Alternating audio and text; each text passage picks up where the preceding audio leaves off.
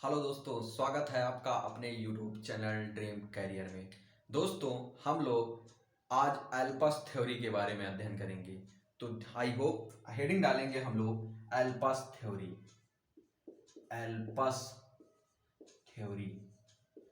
तो Alps theory का सबसे पहले देखते हैं एल्पस थ्योरी के जन्मदाता कौन है। एल्पस थ्योरी के जन्मदाता हैं पैमेला लीबैक। यही लिख लेंगे, पैमेला लीबैक।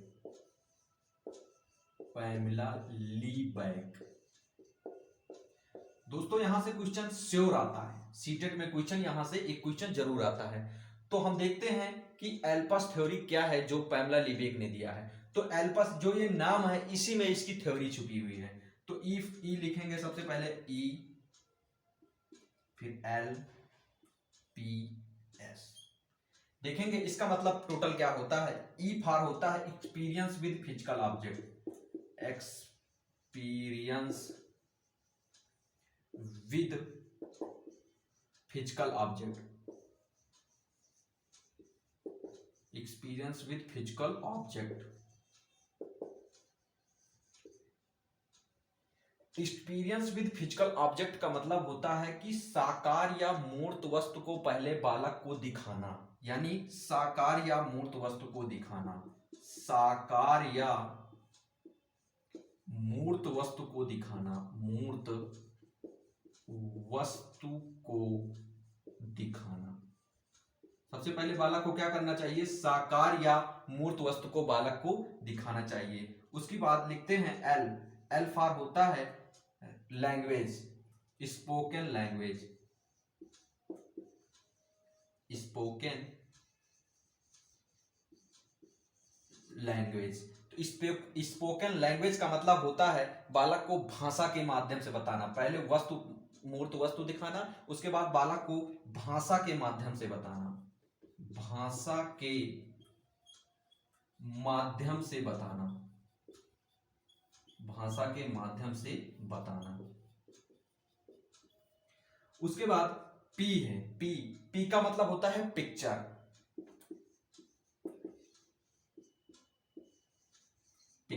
पिक्चर का मतलब बालक को चित्र दिखाना।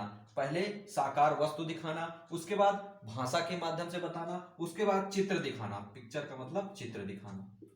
जो चीज पढ़ाना है उसका चित्र दिखाइए बालक को।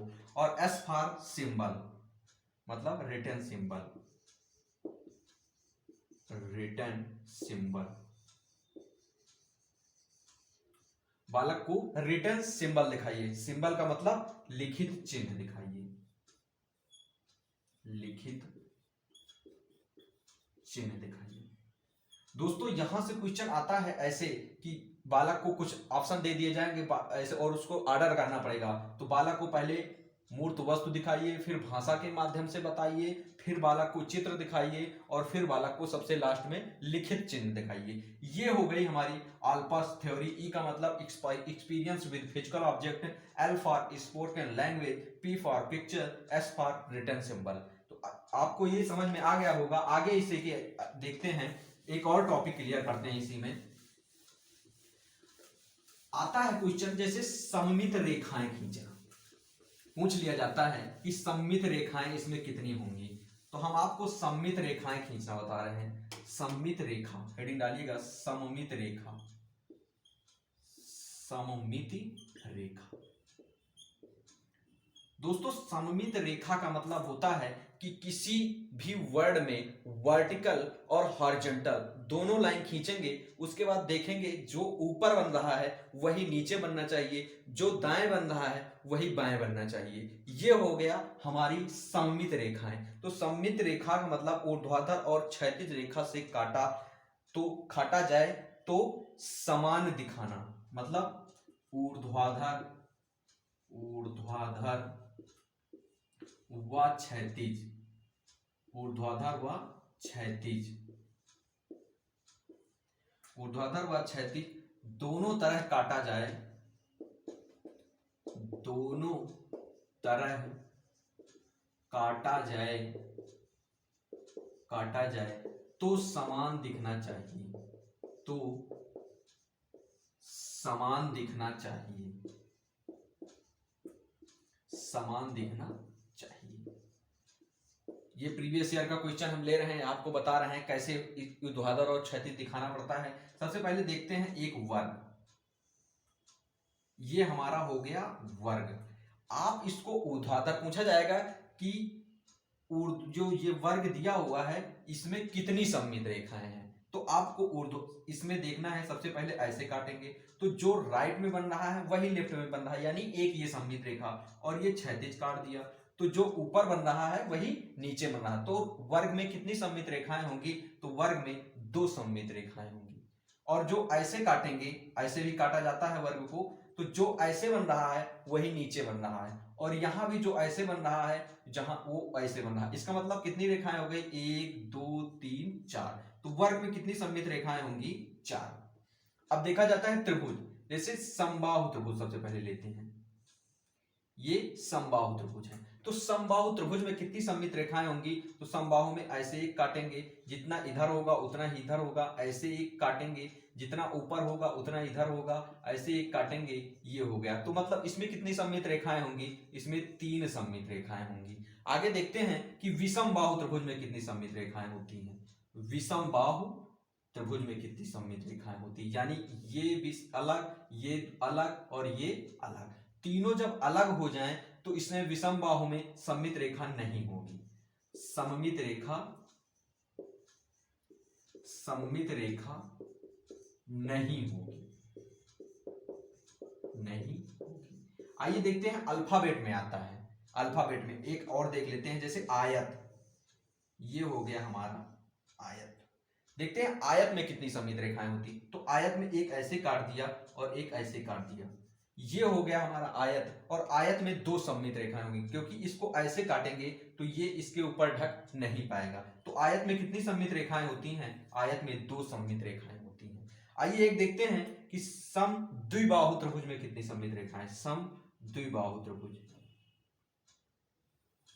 इसका मतलब ये और ये बराबर हो जाएगा, ये अलग हो जाएगा। तो समद्विबाहु त्रिभुज में केवल एक सममित रेखा होगी, ऐसे जो कटेगी ये एक सममित रेखा होगी।